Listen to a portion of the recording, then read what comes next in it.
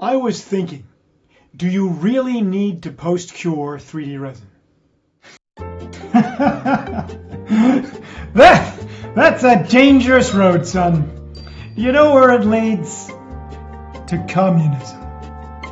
Straight to Commuland. The entire print process is about flashing UV light into liquid resin to cure it solid, one layer at a time. So when the print is done and you wash it, why post-cure? The interwebs and printer companies say it's important to post-cure because prints will be soft, sticky, and unstable. Prints won't form properly. It increases the strength. Reach the highest possible strength and become more stable. Insufficient curing can result in a print with suboptimal strength, making it prone to breaking.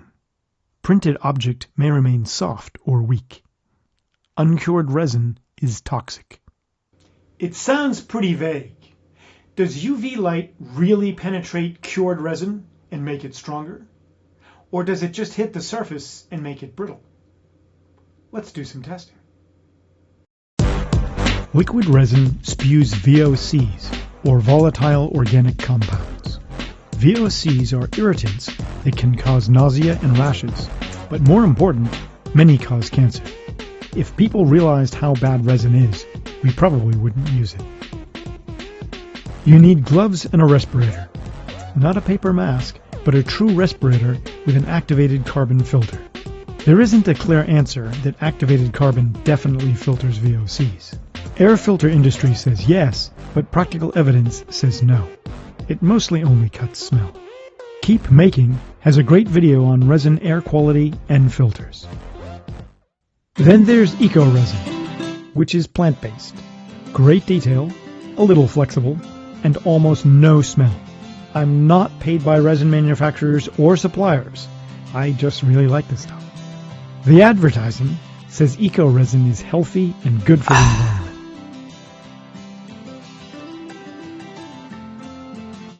But it's mostly a lie. Eco resin is made from soybeans, usually, but only 50%. The other half is regular petroleum resin. It doesn't seem to release many VOCs, except formaldehyde, which is pretty nasty. Anycubic, Elegoo, eSun, and others make plant-based resin. Probably the best that can be said about eco resin is, it's less bad for you than regular resin.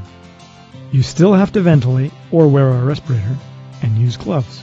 Many people find eco resin expensive, but near me, I can get it for the same price or cheaper than regular resin.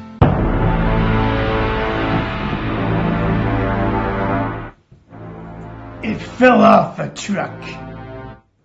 I'm testing regular and eco resin to see if there's a strength difference.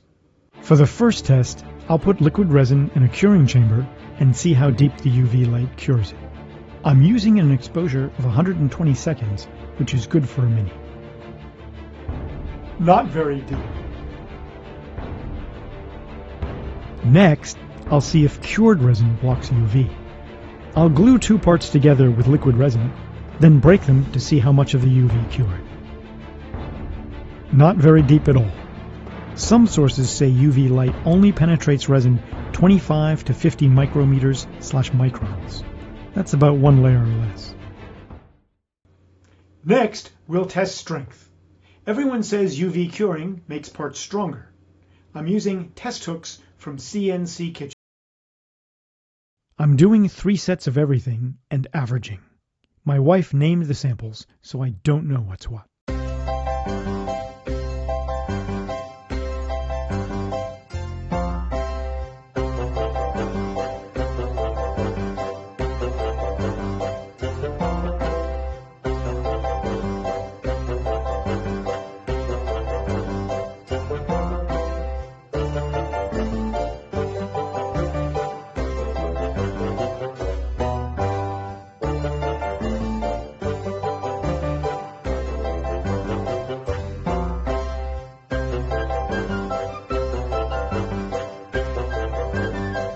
Some hooks took a lot more strength to snap. I assumed these were the 20-minute cure ones.